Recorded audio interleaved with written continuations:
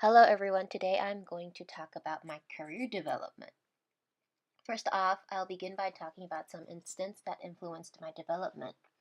The first incident happened when I was 6 or 7 years old. I just started elementary, and my mom, for some reason, thought I had some form of autism, so she took me to a child psychologist. This was an important incident because I had my first contact with an individual that listened to me, a professional, an adult, that was really special for me, and it grew from that grew my value of that when you talk to other people and other people talk to you, you should always give them their full attention. This sparked my interest in becoming an adult that listened to children. Although I had no career as of then about counselors or psychologists at all. This instance also helped develop my interest in observing and analyzing people, which later on developed into my skill of listening and empathy. The second incident was the summer of my sophomore year. I interned with a clinical psychologist that worked in a special education needs school.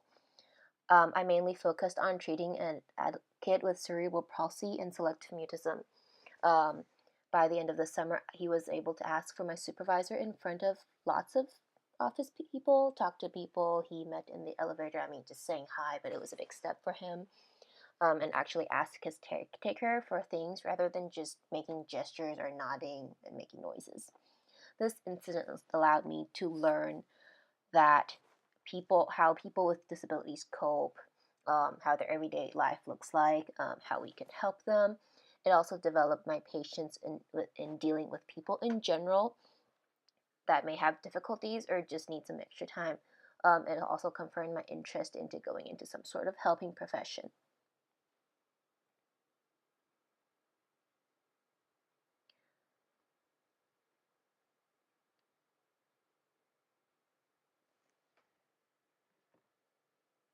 The last incident occurred fairly recently. I took a class in criminal justice on prosecution taught by the judge of Monroe County.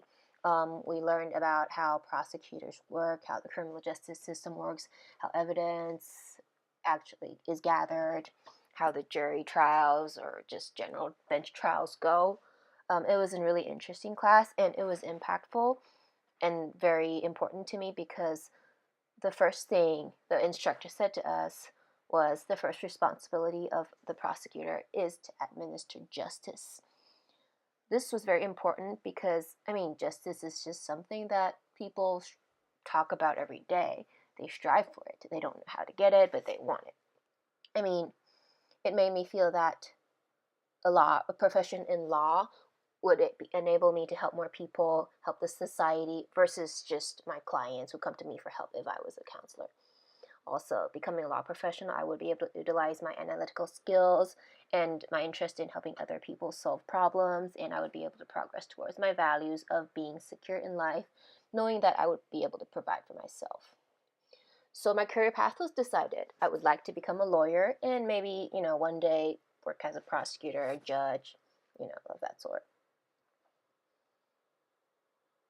Now I'm going to talk about barriers and privileges that may affect my career choice. The first barrier and privilege would be my identity as an Asian. Being Asian comes automatically with stereotypes of being great at schoolwork, hardworking, and such.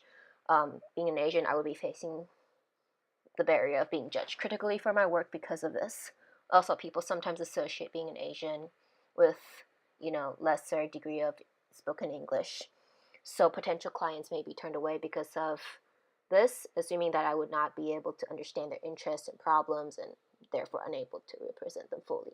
The privilege of this would be the minority status. It may open some doors for me if the company thinks that they should add some more diversity in their job work setting, or feel that I could bring in different view because of the differences in my upbringing and such.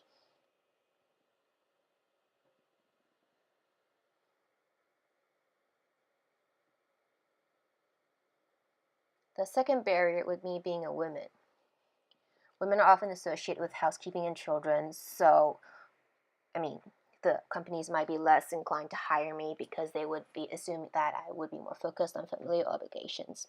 However, being a woman is also associated with being understanding and sensitive, so a privilege would be that clients who are dealing with more sensitive issues might be more willing to work with me. The last barrier would be my nationality. Not being a US citizen, it's hard finding a job here because a lot of companies don't want to sponsor green cards or visas, or would just feel that I'm more connected to a home country and may not be as interested in the company in the United States. Also, because of me having to work on a visa, my time here would be limited if I can't get the visa renewed. So companies may be reluctant to hire me if they are unsure of the length of my stay. A privilege would be since that I'm from another country, I speak another language and am knowledgeable of the customs of many Asian countries around my own, which could draw in potential customers who may have less of a grasp of English or who would prefer working with a person that understands their culture and customs. These would influence my choices for working for a company that would sponsor me and those that respect my culture and values.